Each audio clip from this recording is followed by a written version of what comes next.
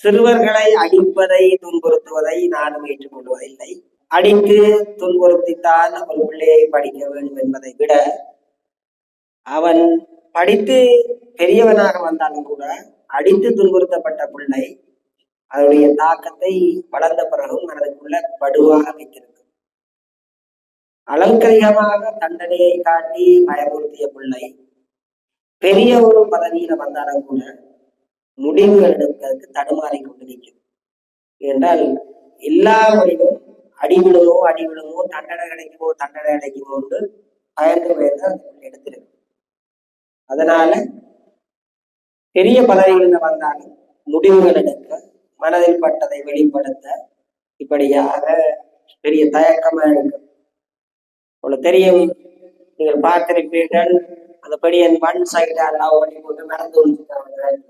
அதில் அந்த பிள்ளை ஒன் சைடா லவ் பண்ணி போட்டு மறந்து விழிச்சுட்டாங்க. ஏன்? அந்த மனதில உள்ளதை சொல்லவே தயக்கம். என்ன காரணம்? சொன்னால் அதோட முடிஞ்சிடும். இருக்கா இல்லையா, ஓமா இல்லையான்னு முடிஞ்சிடும். ஆனால் சொல்ல தயக்கம் இருப்பதால சொல்ல முடியாமல் இருந்து அப்படியே பலர் பாதிக்கப்பட்டதை நாங்கள் பார்த்திருக்கிறோம். அப்ப பிள்ளைகளை தண்டிப்பதை நாங்கள் ஒரு காலமும் ஏற்றுக்கொள்ள முடியாது. ஆனால் அரவணைப்பதை ஊக்குவிக்க வேண்டும்.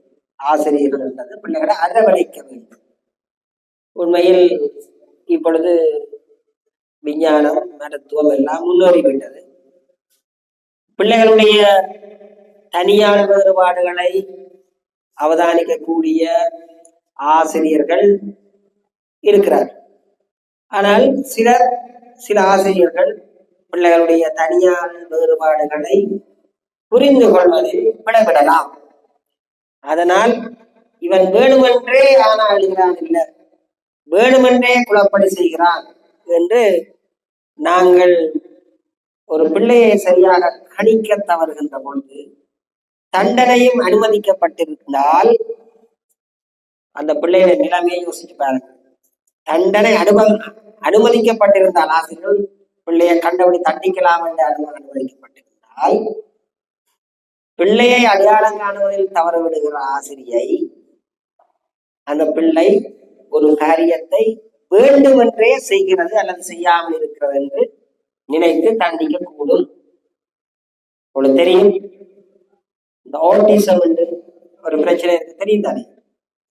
அப்படி கூட முன்வழியில் இருக்கிறவாரா இருப்பினும் அடையாளம் காணாம இருந்திருப்பீர், அல்லது எழுத்துகள் மாறி தெரிகிற ஒரு பிரச்சனை இருக்கு. இந்த பக்கத்தான் அந்த பக்கத்தான் தெரியும், இந்த பக்கத்தான் அந்த பக்கத்துலதான் தெரியும். அப்ப ஆனாவை இப்படி இல்லைனால் அவைக்கு ஆனா மற்ற வளமா இருக்கு. அதுல ஒற்றக்கமும் காணாம இருந்தா காணாம ஒற்றக்கம் தான் அவைக்கு தெரியும். டிஸ்லெக்சியான்னு இருக்கு. பலர் காட்சிகளாக சிந்திப்பார்கள், சொற்களால் புரியாது இருக்கிறார்கள். அப்ப இப்படியெல்லாம் இருக்கிறார்கள். அவர்களை எல்லாம் அடையாளம் காணுவதில் உங்களுக்கு ஏதாவது ஒரு திறமை வேணும். ஒரு பிள்ளை வித்தியாசமாக இருக்கிறது என்பது அந்த பிள்ளை தண்டனைக்குரியது அல்ல, அவர் மற்றவர்களிலிருந்து வேறுபட்டவராக இருக்கிறார் என்பதை நீங்க புரிந்து கொள்ள வேண்டும்.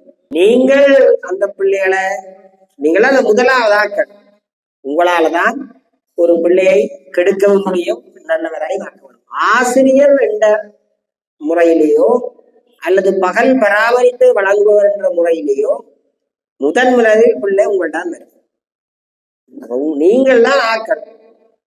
இப்பதைப்படியல் குளப்படி என்றாலோ அல்ல இப்பதைப்படியல் உதவாது என்றாலோ அல்லது இப்பதைப்படியல் குற்றச்செயலில் ஈடுபடுகிறார் என்றாலோ அதுக்கு காரணம் நீங்களாத்தான் இருக்கு.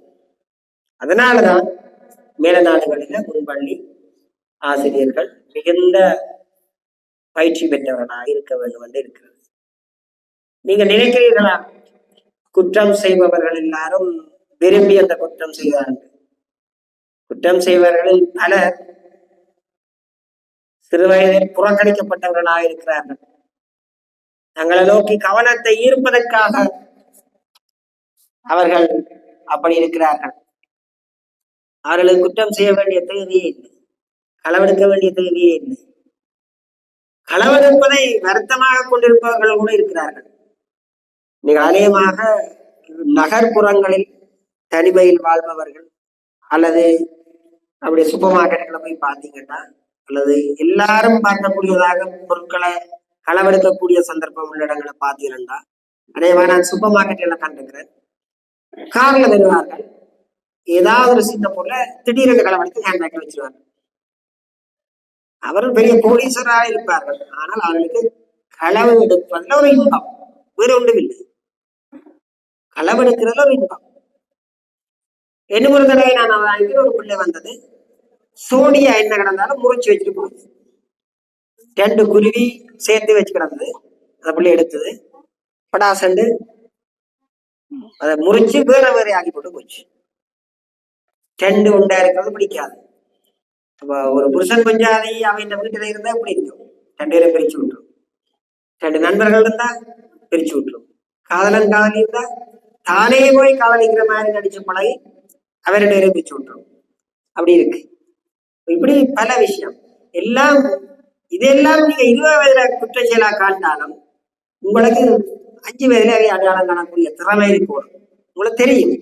ஆனா நீங்க நினைக்கிறீங்க அந்த பிள்ளை தண்டனைக்குரிய பிள்ளை இல்லை, அது நீங்கள் மற்றவர்ல இருந்து பிரித்து அடையாளம் காண வேண்டிய பிள்ளை. நிறைய நீங்க காணலாம். கையை வெட்டுவார்கள், கையை வெட்டுவார்கள்.